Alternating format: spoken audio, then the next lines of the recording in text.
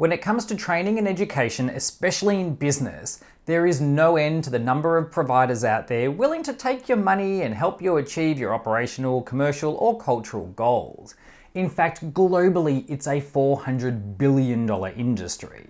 However, the standard is pretty low, and since it's widely unregulated, anyone can grab a slide deck and call themselves a business consultant or a trainer. And the most common way to sell credibility is the use of the word experience or accreditation.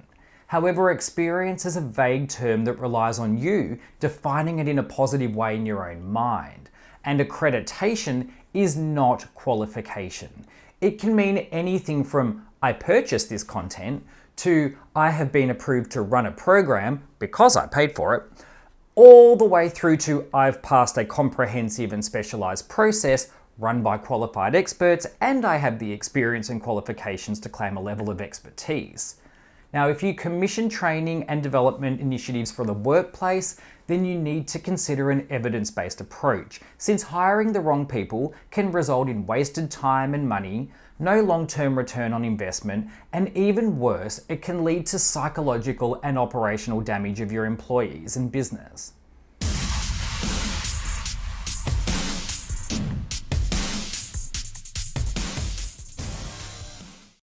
Ahoy, Peter here from Brighter Training, and today I'm on my soapbox about people who take money and sell themselves as experts when they clearly have no relevant experience or qualifications, and why the word accreditation can sometimes be a costly marketing gimmick. Now, training is essential, and the industry has some absolutely inspiring, brilliant thought leaders.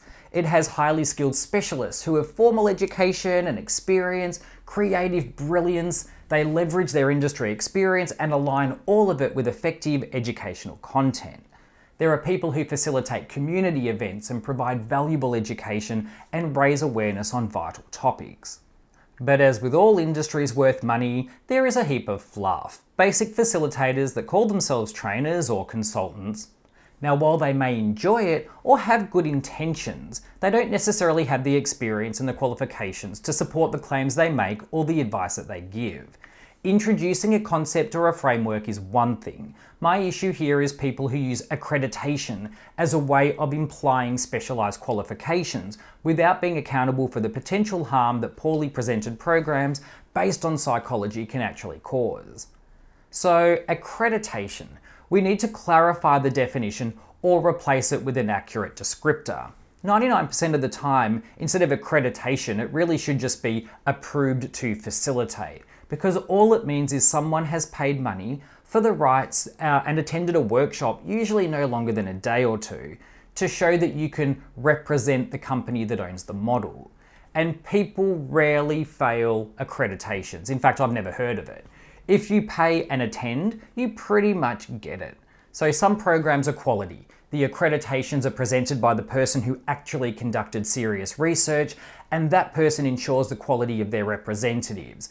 I have in mind Dr. Brené Brown's Dare to Lead program. Now, she's a highly respected research professor and personally accredits selected people to support her work. The numbers are limited and the attendees usually have specific qualifications and experience and walk away with an understanding of the research directly from the source.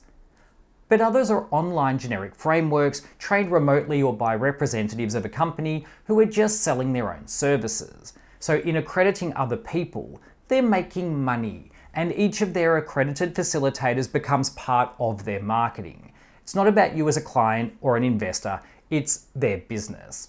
So a single session doesn't change behavior or provide skills without a well-considered integration and change management plan, and people who only have done a basic accreditation usually won't provide that plan for you. So usually evidenced by the fact that their sessions are standalone with no follow-up, no retrospective analysis of the session, and no KPIs to measure results. Now, I'm not saying that some facilitators can't be friendly or even run engaging fun sessions. I'm saying that different outcomes require different levels of experience and qualifications, and that accreditation doesn't always mean quality. It's most obvious with one-size-fits-all profiling tools. They can provide a starting point for the discussion and exploration, but if they're not well managed, they can actually lead to generalizations, discrimination, and harassment. Now, whether it's MBTI or a generic profiling or communication framework, or even astrology, when you are talking about people, then there is never a single profile, and failing to consider context, psychology, individual life experience, culture, or even just variable moods and emotions can cause significant communication, collaboration, and self-image problems. The very thing that the programs are supposedly meant to support. Now, a program that is always run the same, run in an hour and puts people into boxes, is unlikely to be based on research, or the accreditation process is not likely to be robust. Every decision and purchase in business usually goes through a really rigid approvals process. We look at technical specifications, research the options, the pricing, the features, the benefits. We do submissions for approval and we have to make justifications for the expense. Then we do trials on different options. But when it comes to training, we tend to just go with who we like, what people enjoy, and I'm talking very superficially, or we believe what's on the label. Our program is designed to help you understand your preferred style and to give you the skills and experience to connect with others and live your best life. Or it might say something like, we know it works because we've run it with thousands of people and they all rave about it. Beyond that, there's often an attempt to make it look valid by using vague business terminology such as, we align our programs with your strategic goals. However, if they can't explain specifically what strategies and how they define them, or they can't show the qualifications and the experience in high-level business administration, or at least a program design plan that shows these strategic considerations, then it's all marketing. Now, I've attended accreditation courses for things like personality profiles and communication models, which were filled with different types of managers and employees sent there by their respective businesses. The program is all about understanding difference and connection and psychological drivers, and they were taught to people with no counselling background, no understanding of psychology, some with no direct people management experience at all. However, they all left being accredited to advise organisations and individuals on how to operate better or make money or protect themselves from risk or deal with stress and other psychological problems present within teams and with individuals. And there is no way that they were qualified to take on a lot of that. I've also seen people get accredited to be angel intuitives so that they can advertise that they're accredited to channel messages from celestial beings. Now, while I'm not getting into the validity of that, what I question is, how can someone accredit another person when the actual concept cannot be measured or proven? Accreditation in that case is purely a marketing stunt, and unfortunately it's not much different in corporate training. Simply put, there are some lovely facilitators out there, there really are, but there is a difference between genuine educators and consultants and basic facilitators. So we're talking about significant financial investment. We're talking about performance, engagement, culture, compliance, and mental health. And if you get it wrong, it can have serious consequences.